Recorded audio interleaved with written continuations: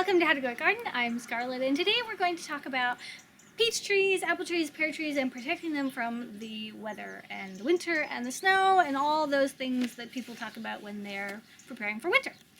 So this is my peach tree. Now, if you watch my stuff, you will know that I love my peach tree, and it's very important for me that this peach tree survives the winter.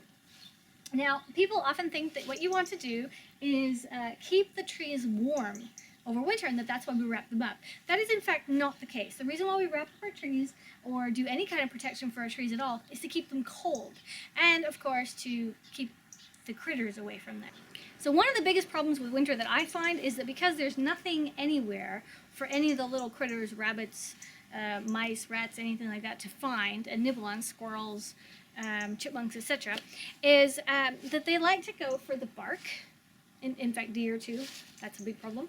They like to go for the bark, it's nice and yummy, or the roots. Now my rabbits, they like to dig up the roots, and this is a real problem. They dig it up, they expose it to the weather, and then they nibble at the roots. So of course you have to come out every day and either, walk around and make sure nobody's eating your roots, or do something about it. So what I do first of all, first thing to do is absolutely nothing until after you've had your first frost. It's very important. You want to make sure that the daytime temperature and the nighttime temperature are closer together. You want to make sure that you've already had a freeze or a frost, so you've gone below zero. The temperature has dropped below zero. Once that happens, you want to protect your roots. That is the first and most important thing about protecting your trees.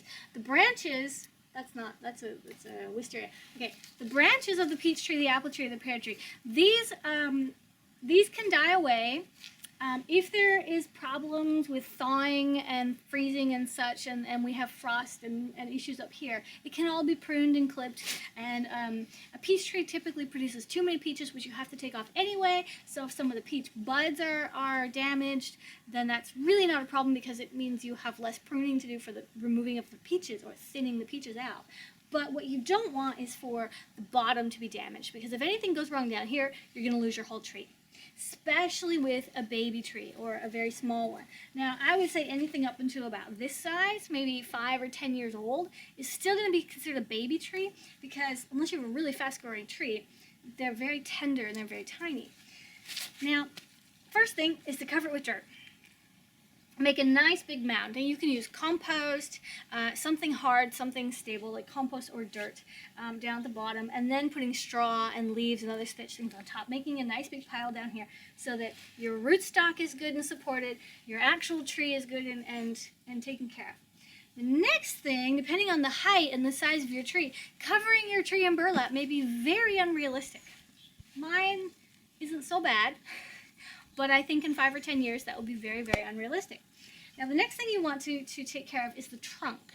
The trunk, one of the big problems with the trunk in the winter is something called sun scalding.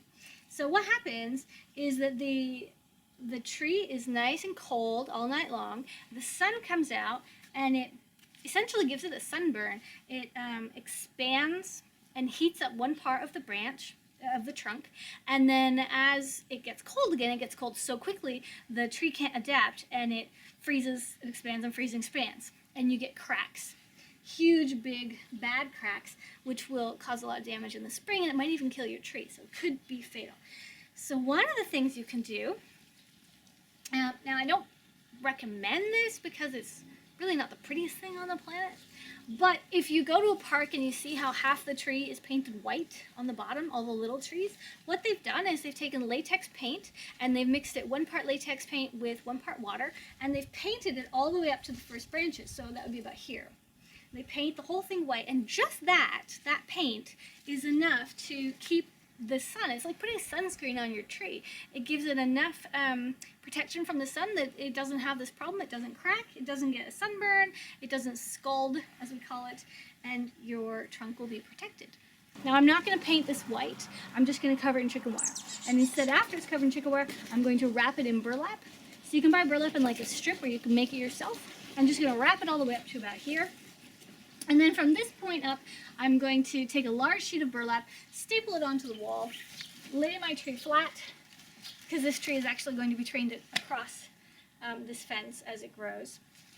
Actually, it kind of looks like it's doing, but that's a spring thing.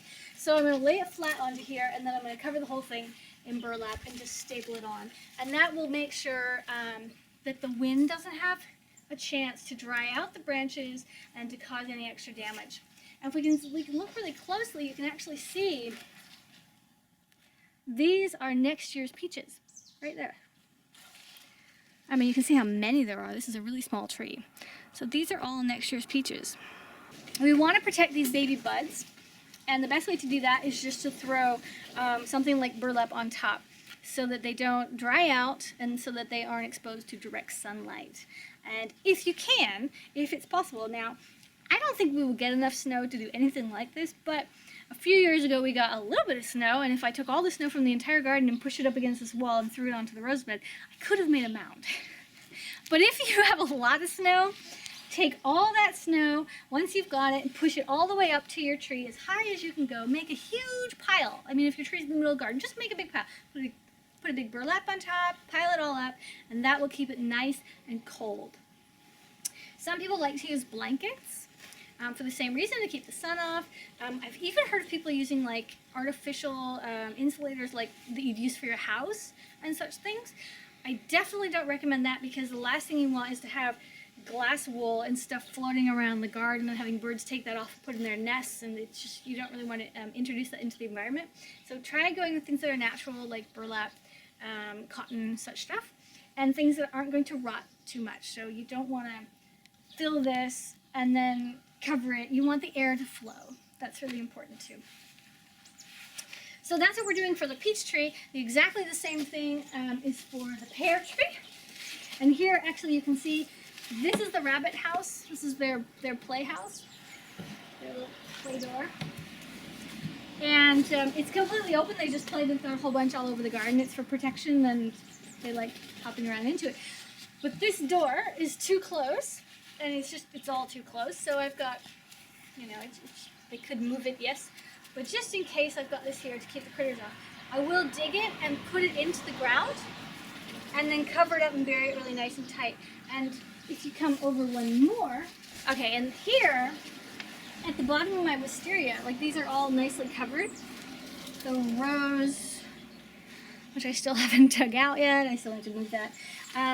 What's happened here is the rabbits, again, they play in this house, they can go in and out as they want, but they decided to make their own door. Like, there's not enough doors in this little structure. And I came out here a few days ago and realized they had put a nice big tunnel from inside to outside, but they had exposed half of the root of this wisteria.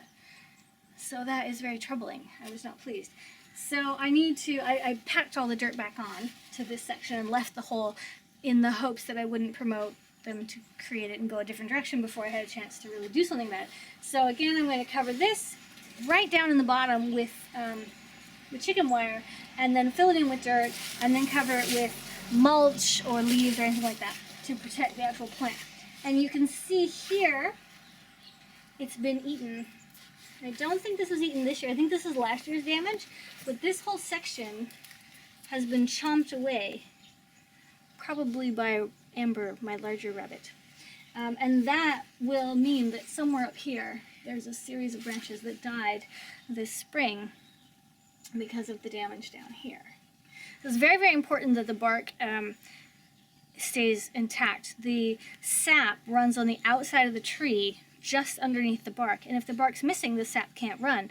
So you might have a foliage on the top of the tree and a part of the bark missing. Well, then that part of the top of the tree is going to die, and the rest will keep going. So it's not a matter of just take it off and don't worry about it. It has to be there.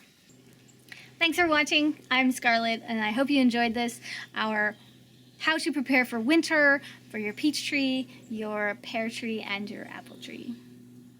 Have a great day, and I will see you in the next episode. Toodaloo.